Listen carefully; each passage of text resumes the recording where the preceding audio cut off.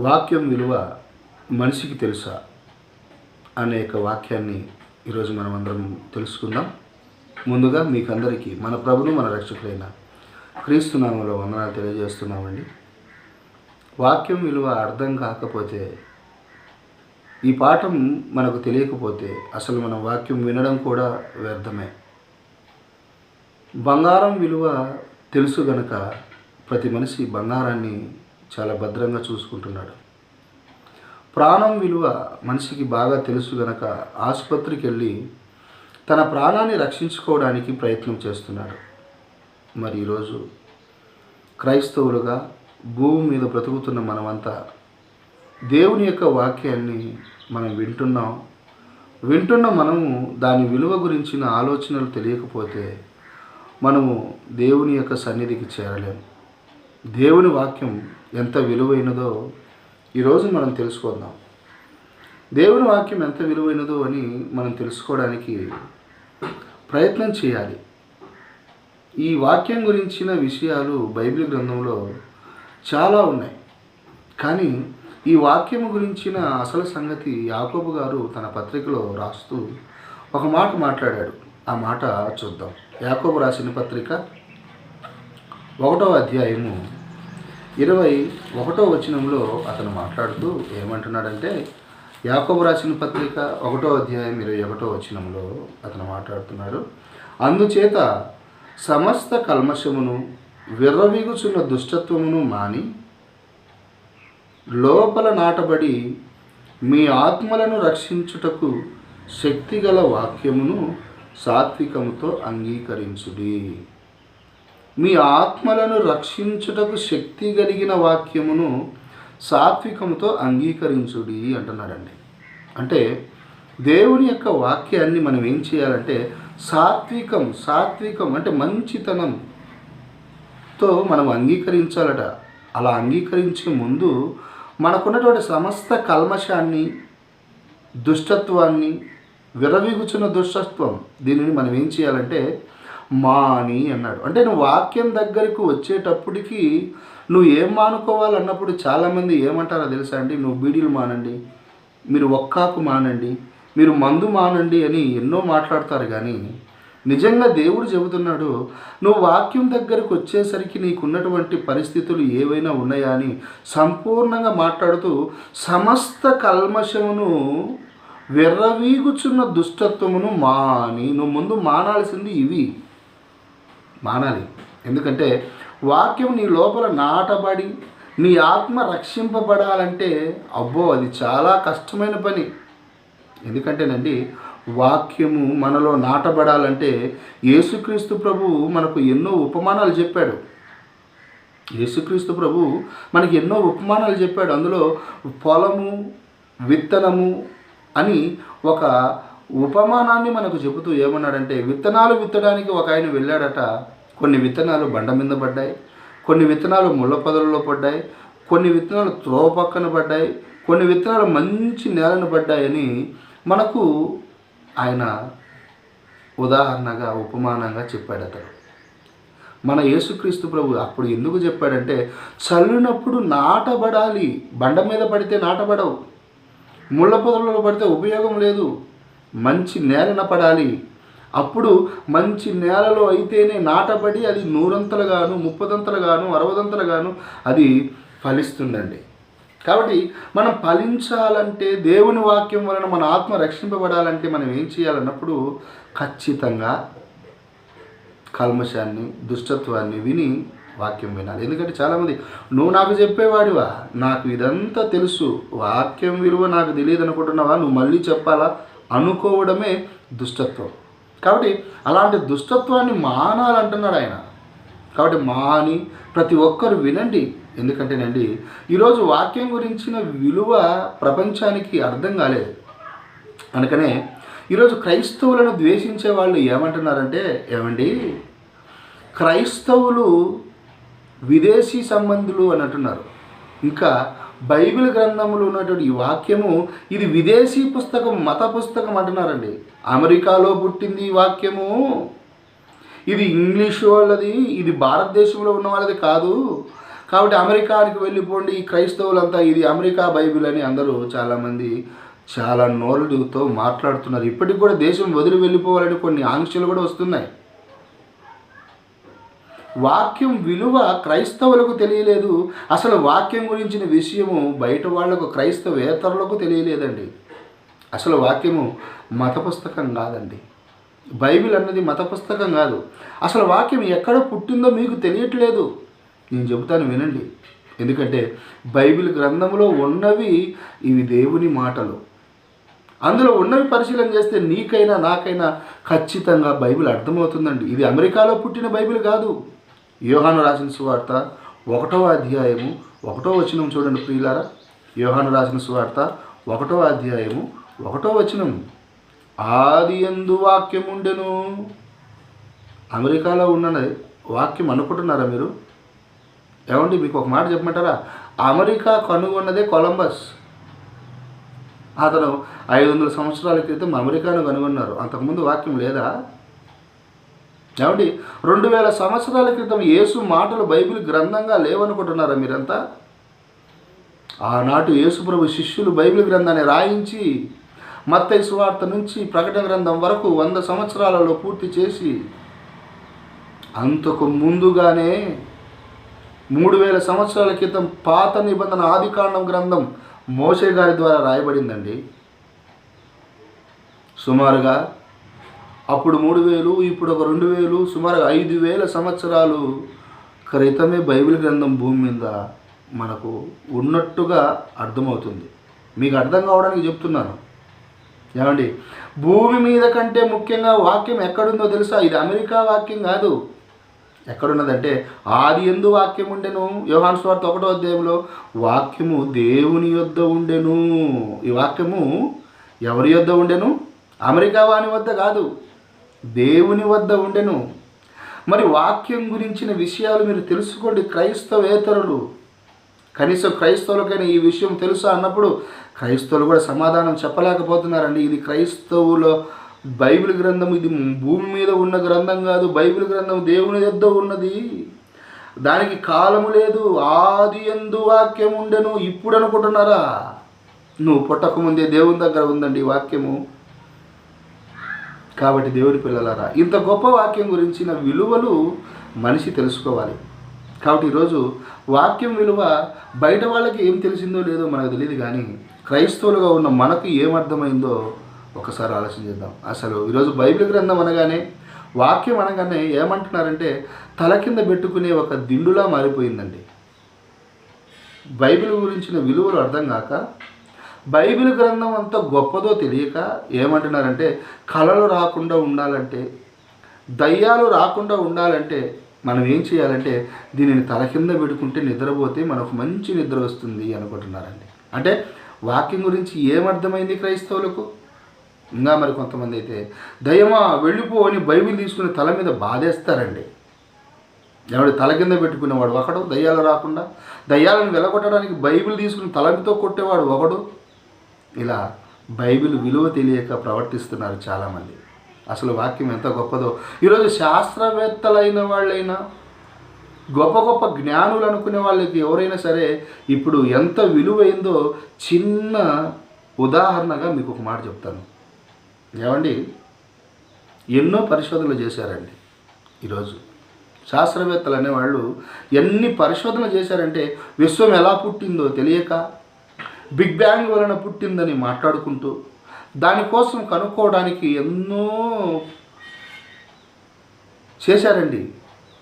ఎన్నో ప్రయోగాలు చేశారు, ఎన్నో పరిశోధనలు చేశారు. కోట్ల ఖర్చు పెట్టిన తర్వాత వాళ్ళకి అర్థమైంది ఏంటంటే వాళ్ళకు భూమి బిగ్ బ్యాంగ్ ద్వారా పుట్టిందని. ఇలా కోట్లు ఖర్చు అయిపోయిన తర్వాత ఆకాశంలో నీటి జాడలు ఉన్నాయని, మనిషి కోతి నుండి పుట్టాడని, ఇలా ఎన్నెన్నో ఎన్నెన్నో ఎన్నెన్నో పరిశోధనలు చేసుకుంటూ వాళ్ళకి ఇష్టం వచ్చినట్టు వెళ్ళిపోతున్నారు. కానీ అన్ని కోట్లు ఖర్చు పెట్టినా కనుగొనలేని సత్యాలు బైబిల్ గ్రంథం ఆదికాండం మొదటి గ్రంథాన్ని మనం పరిశీలన చేస్తేనే అర్థమవుతుందండి. ఏమంటే ఆది యందు దేవుడు భూమి ఆకాశములను కలగజేసెను.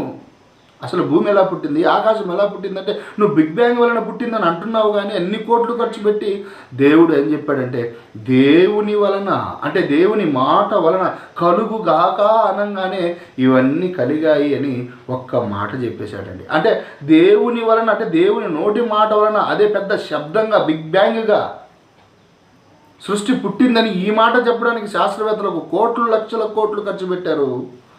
మరి ఆది యందు దేవుడు భూమి ఆకాశంలో కలిగింది ఒక్క మాట ఎన్ని కోట్లకు సమానమో తెలుసా? శాస్త్రవేత్తలు భూమి ఎలా పుట్టిందో తెలుసుకోవడానికి ఎంతైతే ఖర్చు పెట్టారో, ఆది కాండంలో 1వ అధ్యాయం 1వ వచనంలో మాట అన్ని కోట్ల విలువైనది మనుషుల యొక్క జ్ఞానానికి అర్థం అవ్వడానికి. వాక్యం విలువ. మరి ఇక భూమి మీద ఉన్నటువంటి ప్రతి దాని గురించిన విషయాలని బైబిల్ గ్రంథంలో దేవుడు కూలంకషంగా రాశాడండి. నువ్వు పరిశోధన చేయవలసిన పని లేదు. అసలు భూమి గుండ్రంగా ఉందా లేకపోతే ఎలా ఉందో కూడా మనిషి చెప్పలేడు. ఏమంటే ముందు భూమి ఎలా ఉందని చెప్పాడంటే భూమి బల్లపరుపుగా ఉంది అన్నాడు. అంటే చక్కగా వెళ్తుంటే ఇంకా భూమి వస్తూనే ఉంటుందని చెప్పాడండి. వాడు భూమి మీద తిరిగి తిరిగి తన జీవిత కాలాన్నంతటిని పోగొట్టుకొని భూమి చుట్టూ తిరిగి తిరిగి వచ్చి తర్వాత చెప్పాడు ఏమన్నా తెలుసా? భూమి గుండ్రంగా ఉంది అని మళ్ళీ చెప్పాడండి. అంటే అంతకుముందు ఎందుకు చెప్పలేదు? అంతకుముందు వాడికి తెలియదు. కొన్ని కోట్లు ఖర్చు పెడితే అప్పుడు భూమి గుండ్రంగా ఉందని చెప్పాడండి. అందుకే దేవుడు నువ్వు ఇంత ఖర్చు పెట్టి ఇన్ని చేసి నాన్న నువ్వు ఏం తెలుసుకున్నావు? అన్ని కోట్లు వ్యర్థమైపోయాయి. అన్ని కోట్లకు విలువైన ఒక మాట బైబిల్ గ్రంథంలో ఉంటుంది, వెతుకు. మొదట ఆది యందు దేవుడు భూమి ఆకాశంలో కలిగించిన భూమి దేవుని మాట వలన కలిగింది. ఒక్క మాట అన్ని కోట్లకు సంబంధించింది. అయితే యోబు గ్రంథం 37వ అధ్యాయం 12వ వచనంలో ఏం రాయించాడో తెలుసా? యోబు గ్రంథం 37వ అధ్యాయం 12వ వచనం, ఆయన వలన నడిపింపబడినవై నరులకు నివాస యోగ్యమైన భూగోళము మీద. ఇది ఇప్పుడు రాసింది కాదండి ఈ మాట. క్రీస్తుకు పూర్వం 1500 సంవత్సరాల క్రితమే రాయబడిన మాట. ఏమన్నా తెలుసా? భూగోళము మీద ఆయన వలన నడిపింపబడినవి. అంటే భూమి తన చుట్టూ తాను తిరుగుతుందని నువ్వు చెప్తున్నావు, కానీ తన చుట్టూ తాను దాది తిరగదు. ఇది ఎవరి వల్ల తిరుగుతుందో తెలుసా? ఒక కారు, ఒక జీబు, ఒక ట్రైను, విమానము ఎవరో ఒకరి వల్ల నడిపించబడినప్పుడు ఆకాశము, భూమి, నక్షత్రాలు, గ్రహాలు ఇవన్నీ ఎవరి వల్ల నడిపించబడుతున్నాయో తెలుసా? దీనికంటూ ఒక డ్రైవర్ ఉన్నారు, ఆయన వలన నడిపింపబడి. ఇది ఎప్పుడు కనుక్కుంటావు? దేవుని వాక్యం విలువ నీకు అర్థమవుతుందా? ఆయన వలన నడిపింపబడినవై. నువ్వన్నా యాక్సిడెంట్లో చేస్తావేమో. సూర్యుడు, చంద్రుడు, గ్రహాలు ఏ పొద్దు యాక్సిడెంట్ కావు. ఏ కక్షలో ఆ కక్షలో అవి డ్రైవ్ చేస్తూనే ఉంటాడు ఆయన. కనుక్కునొకడు నిద్రపోడు. అంత గొప్పవాడండి ఆయన. భూమి ఎలా ఉందని రాశాడు డైరెక్ట్గా భూమి మీద మనకు అర్థం కావడానికి ఎలా రాయించాడు తెలుసు? డైరెక్ట్గా బైబిల్ గ్రంథంలో భూగోళము అన్నాడు. మానవ నివాస యోగ్యమైన భూగోళము మీద. అంటే భూమి ఏ ఆకారంలో ఉంది?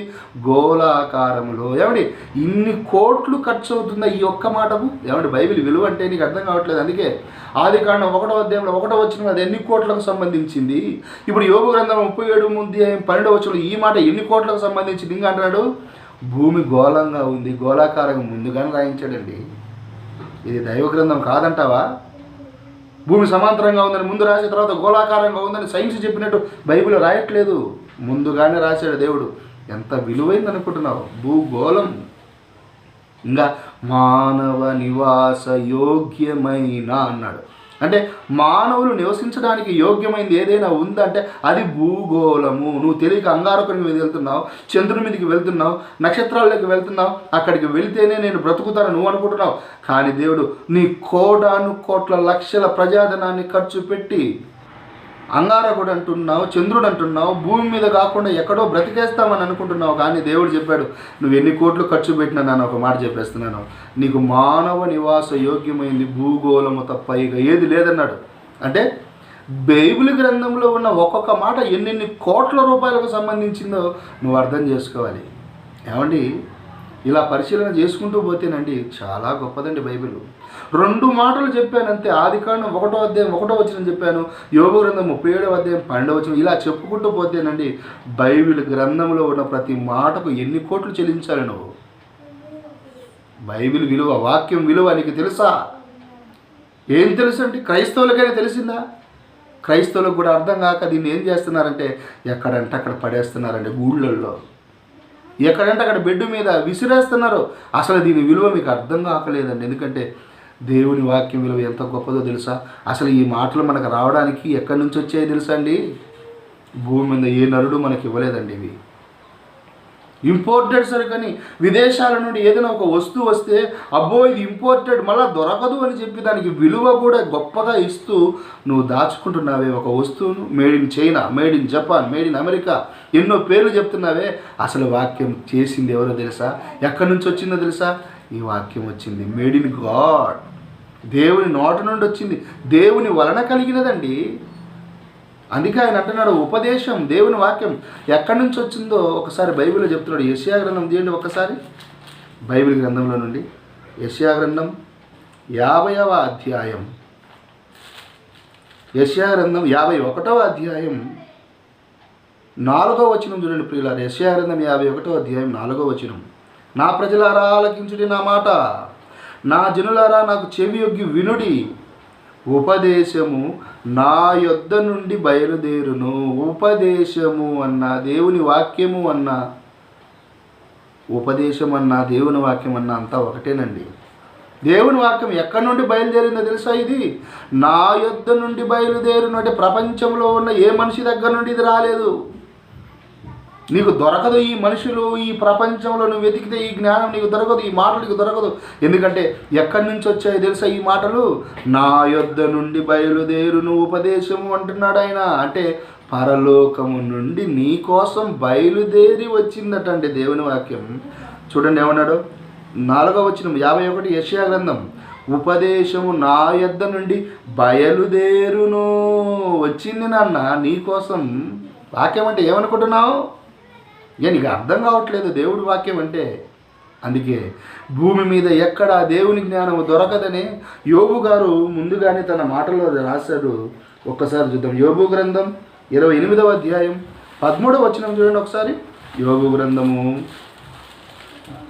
28వ అధ్యాయము 13వ వచనంలో అంటున్నాడు, నరులు దాని విలువను ఎరుగరు, ప్రాణులున్న దేశములో అది దొరకదు అన్నాడు. చూడండి, నరులు దాని విలువను ఎరుగరు అన్నాడు. అంటే వాక్యం విలువ మనిషికి తెలుసా అన్న ఈ టైటిల్ ఎందుకు పెట్టామో తెలుసా? యోబు గారు మనుషులైన ఈ భూమి మీద ఉన్న ఈ వీళ్ళంతా అసలు బంగారం విలువ అర్థం చేసుకున్నారు, ధనం విలువ అర్థం చేసుకున్నారు, కానీ దేవుని యొక్క వాక్యాన్ని దాని విలువను ఎవరు ఎరగలేదట. ప్రాణులున్న దేశంలో అది దొరకదు, భూమి మీద లేదు. అందుకే పరలోకం నుండి వచ్చిందండి ఉపదేశం. యోబు గారి కాలానికి ఎంత బాగా చెప్తున్నాడు చూడండి. ఆదాము మొదలుకొని ఇప్పటి వరకు మనము దేవుని వాక్యాన్ని వింటున్న మనకు వాక్యం విలువ అర్థమైందా? సరే, ఈరోజు దైవజనులైన మనమే వాక్యం విలువ అర్థం కాకపోతే మరి ఈరోజు ప్రపంచంలో ఉన్న ప్రతి మనిషికి వాక్యం విలువ అర్థం కావడానికి హెబ్రీ పత్రిక 11వ అధ్యాయం 3వ వచనంలో ఒక మాట ఉంది, ప్రయోగం చేశారు. హెబ్రీ పత్రిక 11వ అధ్యాయము 3వ వచనంలో పౌలు గారు ఏమంటున్నారు చూడండి. హెబ్రీ పత్రిక 11వ అధ్యాయం 3వ వచనం, ప్రపంచములు దేవుని వాక్యం వలన నిర్మాణమైనవి అంటున్నాడు చూడండి. ప్రపంచములు అన్నాడు. ఏమండి, మనకు ఒకటే ప్రపంచం తెలుసేమో, కానీ ఈరోజు ప్రపంచం అనగానే మనకు అర్థం కావాల్సింది ఏంటో తెలుసా? జాతులు ఉన్నాయండి. అడవిలో జంతు ప్రపంచం, పక్షి ప్రపంచం, సముద్రంలో జీవుల ప్రపంచం, ఏమండి ఆకాశ పక్షులు, జంతువులు, జీవులు, వృక్షాల ప్రపంచం. ఒక్కొక్క జాతి గురించి మనం ఆలోచన చేస్తే ప్రతి జాతి, ప్రతి ప్రపంచం మనుష్య ప్రపంచం. ప్రపంచములు అంటే ఆయా జాతులను దేవుడు చేశాడు కదా. అవన్నీ ఎవరి వలన నిర్మాణమైనవి అంటున్నాడు? వాక్యము వలన నిర్మాణమైనవి. అంటే నీకు విలువ అర్థమవుతుందా? వాక్యము సృష్టించిందండి ప్రతి దానిని. దాని గురించి నేను విలువ నీకు అర్థం కాలేదు. సృష్టించింది గనకనే భూగోళమని భూమి గురించి చెప్పింది, ఆది యందు భూమి ఆకాశాలను గురించి చెప్పింది. ఇంకా బైబిల్ గ్రంథంలో నీ పుట్టుక ఎలా జరిగిందో, మట్టి నుండి కలిగిందా, కోతి నుంచి కలిగిందా నీకు అర్థం కాలేదు. ఇంకా నువ్వు తెలియక కోతి నుండి పుట్టాడు మనిషి అంటున్నావు, కానీ ఆదికాండం 1:1 నీకు చెప్పాడు దేవుడు, ఎందుకు నాన్న పరిశోధనలు చేసి మీరందరూ ఆ పక్షి మీద ఈ పక్షి మీద ఆ జంతువు గురించి ఈ జంతువు గురించి ఎన్నో పరిశోధనలు చేసి నీ కాలాన్ని ఎందుకు వ్యర్థపరుచుకుంటావు? మనిషి ఎలా పుట్టాడో తెలుసా? కోతి నుంచి పుట్టలేదు. మనిషి పుట్టాడు మనిషి నుండి. మొదటి మనిషి దేవుడి నుండి పుట్టాడు. రెండో మనిషి అవ్వ మనిషిలో నుండి పుట్టింది. తర్వాత మీ అందరి కోసం కోతి పుట్టింది. జంతువులు పుట్టాయి. నువ్వు కోతి నుంచి పుట్టడమే, నువ్వు దేవుని కుమారుడివి. ఏమంటే ఇంత గొప్ప విషయాలు చెప్పిందండి వాక్యం. విలువ గొప్పదండి వాక్యం విలువ. ఏ శాస్త్రవేత్తకు తెలుసండి? ఏ మనిషికి తెలిసి చెప్పండి? బైబిల్కి తెలిసినటువంటి జ్ఞానం ఈ ప్రపంచంలో ఎవరికి తెలియదు. ఎందుకంటే ప్రాణులున్న దేశంలో అది లేదన్నాడు యోబు.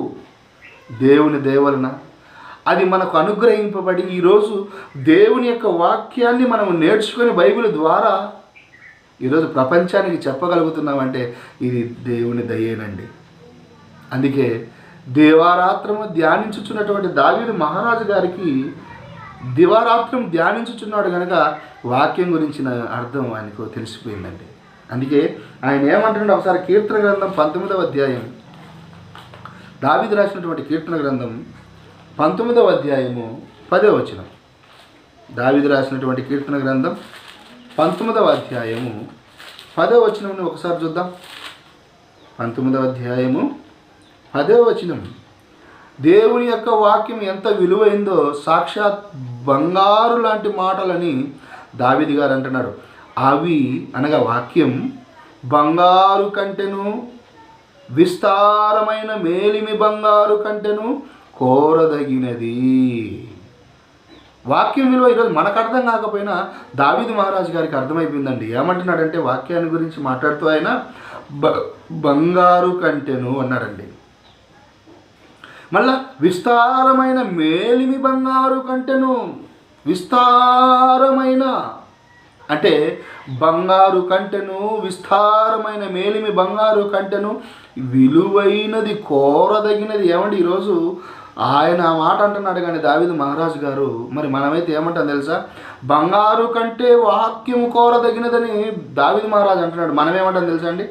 ఈరోజు బంగారు ముఖ్యమా లేదా బైబిల్ ముఖ్యమా అంటే వాక్యం ముఖ్యమా, వాక్యం విలువైందా అని మనం అడిగితే ఏమంటామంటే మనకు మాత్రం వాక్యం విలువైంది కాదండి. ఎందుకంటే మనకు వాక్యం విలువ తెలియదు. మనకి ఏ విలువ తెలుసు అన్నప్పుడు బంగారు విలువ తెలుసు. ఏమండి 24 క్యారెక్టర్ బంగారు అయితే ఏం చేస్తారు తెలుసా అండి?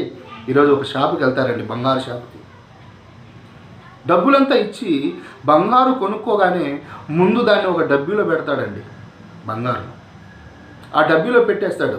బంగారు పెట్టేసిన తర్వాత ఆ బంగారు డబ్బీని మళ్ళీ ఒక జిప్పు ప్యాకెట్లో పెట్టేస్తారండి. జిప్పు కవర్ లాంటిది ఇచ్చి అందులో పెట్టేస్తాడండి. పెట్టిన తర్వాత ప్యాకెట్లో పెట్టిన ఆ బంగారు యొక్క ప్యాకెట్ మనం తీసుకుని మనం ఏం చేస్తాం తెలుసా? మనం తెచ్చుకుంటాం చూడండి ఒక బ్యాగు, దాంట్లో మళ్ళీ లోపల ఒక జిప్పు ఉంటుంది. ఆ జిప్పు లోపల ఆ బంగారు ప్యాకెట్ను మనం దాచుకుంటాం.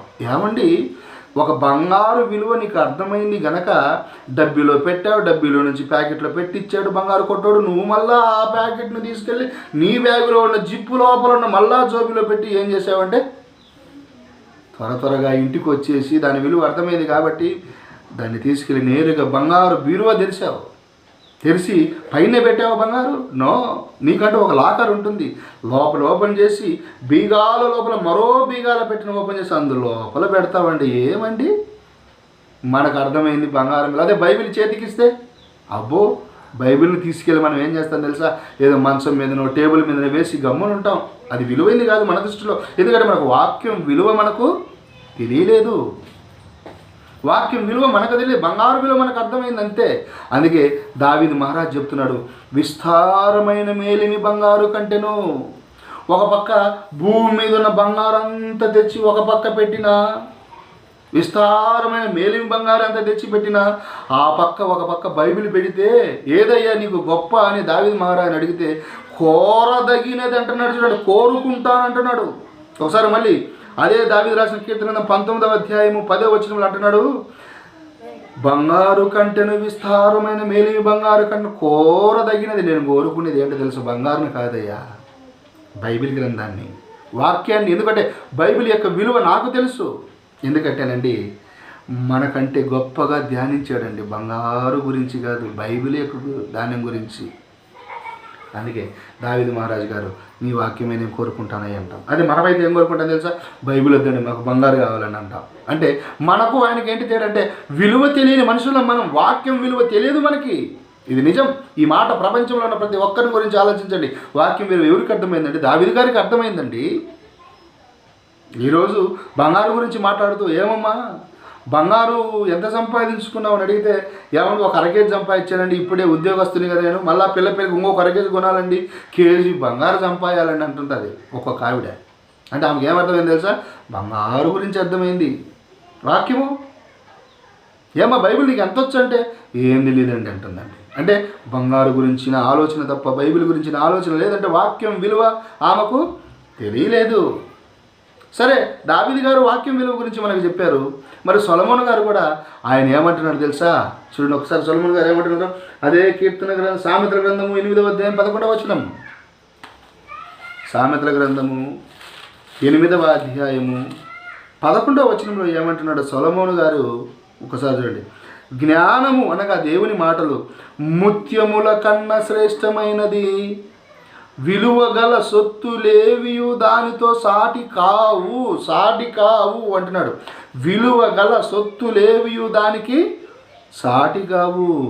ఈరోజు ప్రపంచంలో నీకు విలువైనవి, నాకు వజ్రం విలువైందండి, డైమండ్ విలువైందండి, బంగారు విలువైందండి, స్థలాలు విలువైనయండి, ప్రాణం విలువైందండి అని ఎన్నో విలువల గురించి నువ్వు మాట్లాడుతుంటే, వాక్యం విలువ గురించి సొలొమోను గారు మాట్లాడుతున్నాడు.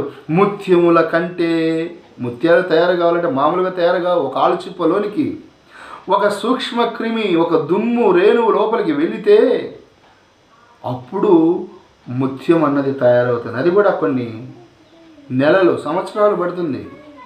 అది దొరకాలంటే నీకు పైన దొరకదు. సముద్రంలోనికి వెళ్ళి వల వేస్తే అప్పుడు అది దొరికినప్పుడు దాన్ని నువ్వు ముత్యంగా బయటికి తీయగలవు. అంత కష్టమో తెలుసు ముత్యం దొరకాలంటే. అలాంటి ముత్యములు ఏమైనా నువ్వు విలువైన అనుకుంటున్నావా? అంత కష్టపడి సంపాదించి.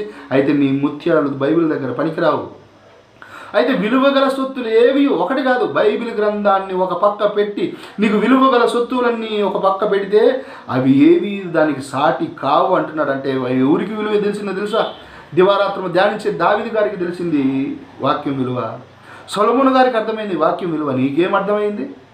ఏవో విలువైన వస్తువులు అనుకుంటున్నావు, ఆ విలువైనవి అని వాస్తులు అంతస్తులు అని నువ్వు వాటితో సంసారం చేస్తున్నావే కానీ నిజానికి విలువగల సొత్తులేవి దానికి సాటి కావు. ఎందుకంటే ఆ విలువగల సొత్తులన్నీ కలిగించింది ఎవరనుకుంటున్నావు? ఇలాగ చదివా కదా, ప్రపంచములు, హెబ్రీ పత్రిక 11వ అధ్యాయం 3వ వచనంలో, ప్రపంచములు దేవుని యొక్క వాక్యము వలన నిర్మాణమైనవి. ఎందుకు అవి సాటిగా అంటున్నాడంటే,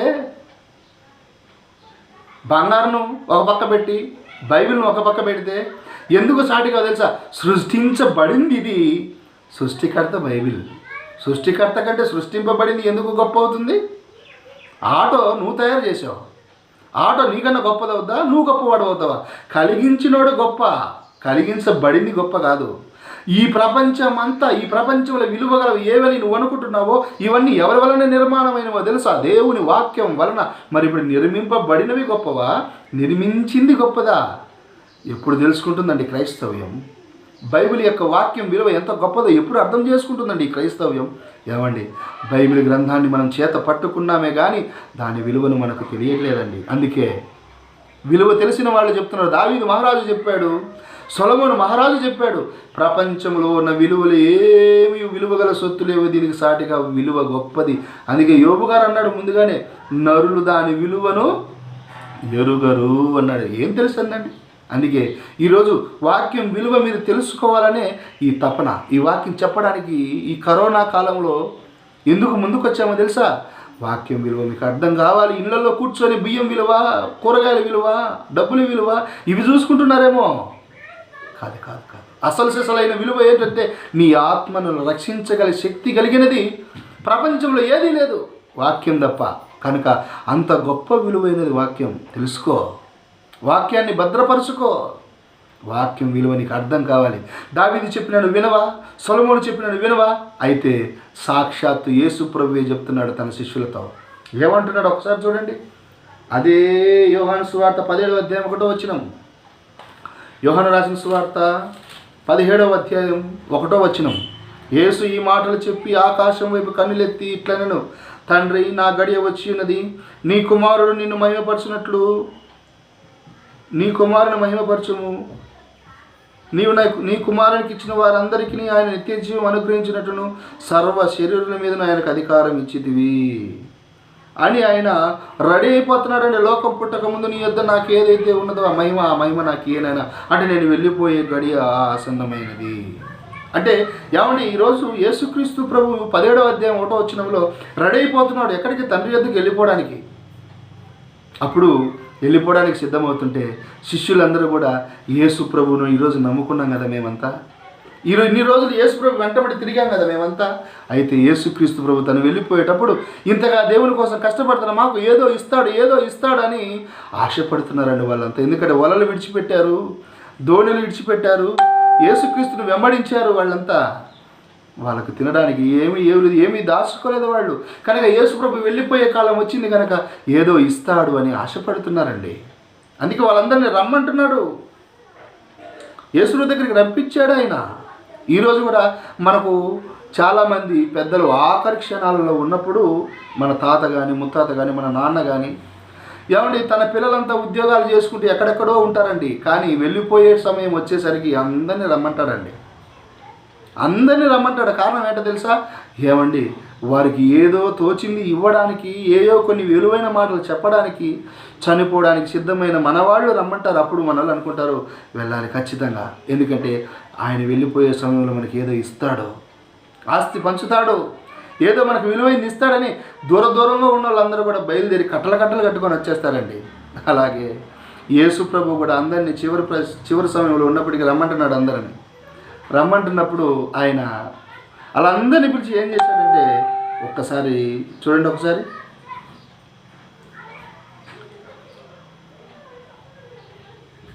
ఏమంటున్నాడంటే ఒకసారి బైబిల్ గ్రంథంలో చూద్దాం. అదే యోహాను సువార్త 17వ అధ్యాయం 14వ వచనంలో ఏముందంటే చూడండి, వారికి నీ వాక్యం ఇచ్చి ఉన్నాను అన్నాడండి. కాబట్టి అందరినీ పిలిచి యేసుప్రభు ఏమిచ్చాడట? వాక్యం. ఏమండి, ఈరోజు యేసుప్రభు పిలిచి వాక్యం ఇస్తానే ఏమన్నా వాళ్ళు ఏమనుకునేటారు తెలుసా?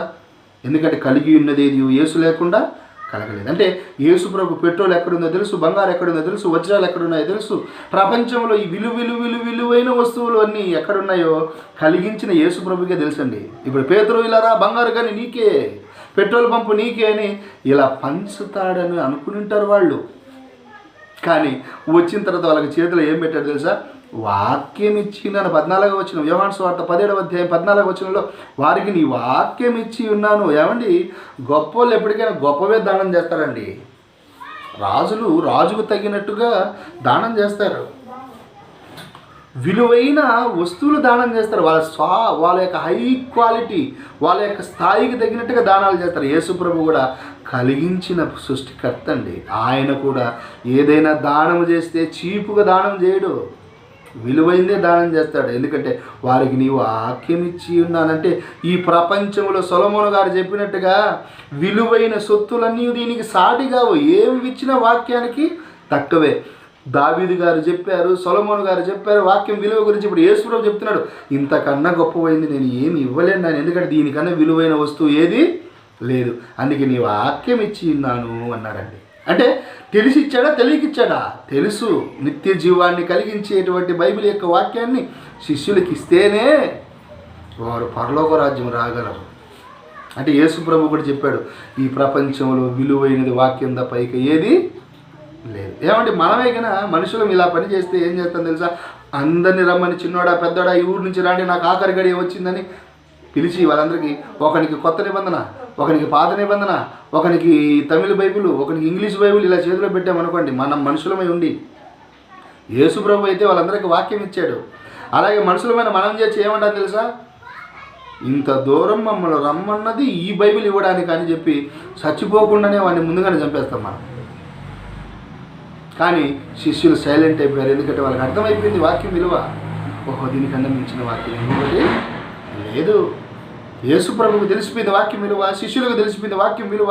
క్రైస్తవులుగా నేడున్న వాడికి సాక్ష్యం వాక్యం విలువ తెలియట్లేదండి. ఏమండి, చాలామంది నిజాన్ని చెప్పిన నంబరు, కానీ అదే నిజము మనకంటే సరిపోయినట్టు శత్రువు ఉన్నాడు చూడండి, వాడు చెప్పాడు అనుకోండి, భలే నమ్ముతారండి. మన ఇంట్లో వాళ్ళు అప్పుడప్పుడు ఫ్రిడ్జ్ తేండి ఫ్రిడ్జ్ తేండి ఫ్రిడ్జ్ తేండి అంటుంటారండి. మన ఇంట్లో వాళ్ళు ఎంత చెప్పినా ఫ్రిడ్జ్ తేరండి. మనకు సరిపోయినాడు మన ఇంటి ఎదురుగా ఉండి వాడు ఫ్రిడ్జ్ తెచ్చాడు అనుకోండి, తెల్లారే మనోడు తెచ్చాడు ఫ్రిడ్జ్ అంటే కొంతమందికి ఇంట్లో వాళ్ళు చెప్పితే ఎక్కదు, శత్రువులైన వాళ్ళు చెప్పితే ఎక్కుతుంది అనమాట. అలాగే ఈరోజు క్రైస్తవానికి వాక్యం విలువ దావీదు గారు చెప్పినా, సొలొమోను గారు చెప్పినా, యేసుప్రభు చెప్పినా, శిష్యులు చెప్పినా వాక్యం విలువ నీకు అర్థం కావట్లేదా? అలాగైతే ఈరోజు మనందరికీ శత్రువు ఒకడున్నాడు. వాడి పేరు ఏం పేరంటే దయ్యం, సైతాను గాడు. వానికి తెలుసండి వాక్యం విలువ. అందుకే ఏం చేస్తున్నాడంటే వాడు చాలా మంచి పని చేస్తున్నాడండి. ఏమండి, వాడు ఏం చేస్తున్నాడో ఒకసారి బైబిల్ గ్రంథంలో చూద్దాం. మత్తయి సువార్త 13వ అధ్యాయం 18వ వచనం. మత్తయి సువార్త 13వ అధ్యాయం 18వ వచనం. మత్తయి సువార్త 13వ అధ్యాయం 18వ వచనంలో ఏముందో చూడండి. విత్తువాని కూర్చిన ఉపమాన భావము వినుడి. ఎవడైనా రాజ్యమును కూర్చిన వాక్యం విని గ్రహింపక ఉండగా దుష్టుడు వచ్చి వాని హృదయంలో విత్తబడిన దాన్ని ఎత్తుకొని పోవును. దుష్టుడు దయ్యంగాడు వచ్చి హృదయంలో విత్తబడిన వాక్యముని ఎత్తుకొని పోవును. ఏమండి, దుష్టుడు హృదయంలోనికి వచ్చి ఏం ఎత్తుకొని పోతున్నాడో తెలుసా? ఏమండి, మన ఇంట్లో దొంగపడ్డాడు అనుకోండి, మన ఇంట్లో దొంగపడి ఏం చేస్తాడంటే బంగారు, వెండి, డబ్బులు విలువైనట్టు తీసుకుపోతాడు. లేకపోతే మన ఇంట్లో మసిగుడ్డ, పొరకలు తీసుకొని పోతాడా అండి? మన ఇంట్లో మసిగుడ్డ వానికి వద్దు, మన ఇంట్లో పొరకలు వానికి వద్దు, ఎందుకంటే అవి విలువ లేనివి. వాడు దోసుకుని వెళ్తున్నాడంటే కారణం ఎంత, విలువైనవే తీసుకెళ్తాడు. మరి దయ్యంగాడు కూడా వచ్చి హృదయంలో ఏం ఎత్తుకొని పోతున్నాడు తెలుసా? వాక్యం ఎత్తుకొని పోతున్నాడు. అంటే వాక్యమే విలువైందని వానికి తెలుసు కనుకనే వాక్యాన్ని ఎత్తుకొని పోతున్నాడు. ఎందుకంటే వాక్యం నీ హృదయంలో ఉందనుకోండి, నీ ఆత్మను రక్షిస్తుంది. అది నీ ఆత్మను పరలోకానికి చేరుస్తుంది. అది ఈ ప్రపంచంలో ఏవని మాటలైనా, ఏ మందులైనా, ఏ మెడిసిన్ అయినా, ఏవైనా సరే నీ ఆత్మను రక్షించలేదు. అంటే ఈ ప్రపంచంలో దొరకని సరుకు ఏదైనా ఉందంటే అది వాక్యమే. విలువైన సరుకు, అది అందరికీ దొరకదు. అందరికీ వాక్యం దొరుకుతుందా? ఈరోజు ఈ వీడియో చేస్తున్నానంటే ఎవరికో అదృష్టవంతులు కనుకనే వారి కోసం దేవుడు ఈ యొక్క మందు వాక్యం ఆత్మను రక్షించడానికి సిద్ధపరుస్తున్నాడు. ఈ వాక్యం అందరూ చూడరు కదండి. కాబట్టి దానికి వాక్యం విలువ అర్థమైంది కనుక ఏం దొంగలిస్తుందంటే హృదయంలోనికి వచ్చేసింది. వచ్చిన తర్వాత ఏం చేస్తుందంటేనండి వాక్యాన్ని ఎత్తుకుపోతుందండి. నిజం, ఈ వాక్యం ఎత్తుకుని పోతుంది. వాక్యం విలువ అర్థమైంది కనుక. అందుకే వాక్యం తప్ప నాకు ఏది వద్దంటుంది యేసుప్రభు దగ్గరికి వచ్చి. ఏమంటుందో తెలుసా? లూకా సువార్త 4వ అధ్యాయం, పరిశుద్ధుడైన లూకా రాసిన సువార్త 4వ అధ్యాయం 5వ వచనం అంటుంది, నీవు నాకు మొక్కితివా, ఈ లోకంలో ఉన్న అధికారాలు, రాజ్యాలు, ఈ లోకంలో ఉన్నదంతా నీకు ఇచ్చేస్తానంటుంది. ఈ లోకంలో ఏముందో తెలుసా? బంగారు, వెండి, ఆ డబ్బు, రాజ్యాధికారాలు, భూమి, ఆస్తులు, అంతస్తులు ఎన్నో ఉన్నాయి. ఇవన్నీ నాకొద్దు, చీ అంటుంది. మరి ఏం కావాలంటుంది? హృదయంలో వెత్తుబడిన వాక్యాన్ని ఎత్తుకపోతుంది. ఇవి వద్దంట. ఎందుకంటే నువ్వు నాకు మొక్కితివా, నీకు ఇవన్నీ ఇచ్చేస్తానంటే నాకొద్దు. మరి నాకేం వద్దంటుంది. మరి ఏం తీసుకుంటుందో తెలుసా? హృదయంలో వాక్యాన్ని. అంటే దీనికి కూడా ఏమర్థమైంది? సృష్టించబడిన ఇవన్నీ వేస్ట్, సృష్టించిన వాక్యమే గొప్పది. మరి నాకు మొక్కు, నీకు ఇస్తానంటుంటే అప్పుడు యేసుప్రభు అంటున్నాడు, నీకు నేను మొక్కాలా? ఏమండి, యేసుప్రభు ఎందుకు నాకు ఇవన్నీ వద్దన్నాడంటే ఆయనకు విలువ తెలుసు కదండి, వాక్యం విలువ. ఏమండి, యేసుప్రభు 2వ రాకట్లో వచ్చేస్తే భూమి మీద ఏవి ఉండదండి, కాలిపోతుంది మొత్తం. భూమి మీద కృత్యములన్నీ కాలిపోతాయి. యేసుప్రభు 2వ రాకడలో వచ్చేసి ఈ లోక రాజ్యాలు, అధికారాలు నీకు ఇస్తా అని అంటుంది కదా దయ్యం. ఇవన్నీ ఆ యేసుప్రభు 2వ రాకడలో వస్తే ఇవన్నీ ఏమైపోతాయి తెలుసా? కాలిపోతే మిగిలేది ఏంటో తెలుసా? బూడిద. కాలిపోతే మిగిలేది బూడిదే. అంటే ఇది లోకరాజ్యాలు, అధికారాలు నీకిస్తానని అంటుంటే అవి విలువలేవి అని యేసుప్రభుకు తెలిసిపోయి, అర్థమైపోయి ఏమనుకుంటున్నాడంటే నాకు బూడిద ఇస్తానంటుంది. ఇది అంటే కాలిపోతే మిగిలేదేంటి? బూడిద చూపించి ఏమంటుందంటే నాకు మొక్కు అంటుందండి. ఏమండి, ఈరోజు లోకరాజ్యాలన్నిచ్చి మొక్కమంటేనే యేసుప్రభు మొక్కలు, ఎందుకంటే ఆయనకు వాక్యం విలువ తెలుసు. ఈరోజు మనకు వాక్యం విలువ అర్థం కాక ఎవరైనా సరే, ఎవడు ₹1,00,00,000 ఇస్తాం యేసుప్రభుని దూషించండి, బైబిల్ పారేయండి అంటే ₹1,00,00,000 అయితే సరే అని చెప్పి మనము వాడు చెప్పకముందే 4 మాటలు మాట్లాడతాం. అంతెందుకండి, ఒక అపార్ట్మెంట్ ఇస్తామండి, మీరు బైబిల్ గురించి తప్పుగా మాట్లాడే అపార్ట్మెంట్ కోసం బైబిల్ వదిలేమా? చాలామంది ఈ లోకంలో ఉన్న వాటి కోసం అవే విలువైనవి అని దయ్యానికి మొక్కుతున్నారు. కానీ యేసుప్రభు అంటున్నాడు, నీకు నేను మొక్కను, ఎందుకంటే ఈ లోక రాజ్యాలన్నీ ఒకరోజు బూడిదైపోతాయి. బూడిద చూపించి నన్ను మొక్కమంటావా ఛీ అని చెప్పి ఒక చేతిలో లోకరాజ్యాలు చూస్తున్నాడు, ఒకవైపు వాక్యాన్ని చూస్తున్నాడు. ఒకవైపు లోకరాజ్యాలన్నీ ఒకరోజు నాశనం అయిపోతే మిగిలేదు బూడిద చూపించి మొక్కమంటావా ఛీ అన్నాడండి యేసుక్రీస్తు. అంటే ఏమర్థమైందో తెలుసా? ఆయనకు వాక్యం విలువ అర్థమై మనకు చెబుతున్నాడు. దయ్యం ఈరోజు వాక్యం విలువ నీకు చెప్పనివ్వదు, ఎందుకంటే నువ్వు ఆ వాక్యం విలువ అర్థమైతే నువ్వు మారిపోతావుగా. అందుకే లోకరాజ్యాలు యేసుప్రభు చూపించినట్టే, అధికారాలు చూపించినట్టు ఈరోజు ప్రతి మనిషికి డబ్బు బంగారు వెండి అధికారాలని చెప్పి ఇవే గొప్పవి అని చూపిస్తుంది. కానీ వాక్యం విలువ ఇది గొప్పది అని ఎవరికి చూపించట్లేదు. అందుకే ఈరోజు మా ప్రయత్నం ఏంటో తెలుసా అండి? వాక్యం విలువ నీవు తెలుసుకోవాలి. ఈ లోకంలో ఉన్నదంతా పెంటగా ఎంచుకున్నాడండి పౌలు గారు. అర్థమైపోయింది వాక్యం గురించి. సువార్త ప్రకటించకుండా నేను ఉండలేను, సువార్త ప్రకటించకుండా ఉంటే నాకు శ్రమ అని తెలుసుకొని విలువైన వాక్యాన్ని ప్రకటించడానికి ఆయన ముందుకెళ్ళిపోయాడు. కనుక దేవుని పిల్లలారా, వాక్యం విలువ మీకు అర్థమైతే మీరు ఏం చేయాలో తెలుసా? చివరిగా ఒక మాట చెప్తాను. సామెతల గ్రంథం 4వ అధ్యాయం 20-22 వచనాలు చూద్దాం. సామెతల గ్రంథము 4వ అధ్యాయం 20వ వచనం నుంచి 22వ వచనం వరకు. నా కుమారుడా, నా మాటను ఆలకింపుము, నా వాక్యము విలువ నీకు అర్థమైతే చెవి యొగ్గుము, నీ కన్నుల ఎదుట నుండి వాటిని తొలగిపోనీయకము, నీ హృదయమందు వాటిని భద్రము చేసుకొనుము. నువ్వు భద్రము చేసుకోవాలి. ఎక్కడ? హృదయమందు. విలువైనవి నీకు అర్థమైతే బీరువాలో ఎలాగైతే దాచుకుంటావో, బైబిల్ గ్రంథం యొక్క వాక్యం విలువ నీకు అర్థమైతే, నీ ఆత్మను రక్షించగలిగేదని నీకు అర్థమైతే, ఇప్పుడు నువ్వు కూడా హృదయం అనే ఈ బీరువాలో ఏం చేయాలంటున్నాడు? భద్రం చేసుకుని.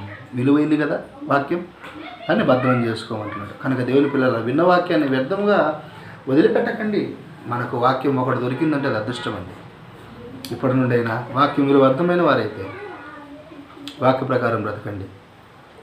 వాక్యాన్ని 10 మందికి పంచండి. మీరు ఫేస్బుక్లలో ఏవేవో షేర్ చేయడం కాదు, విలువైన మాటలు షేర్ చేస్తే అంతకన్నా గొప్ప విషయం ఇంకొకటి ఉండదు.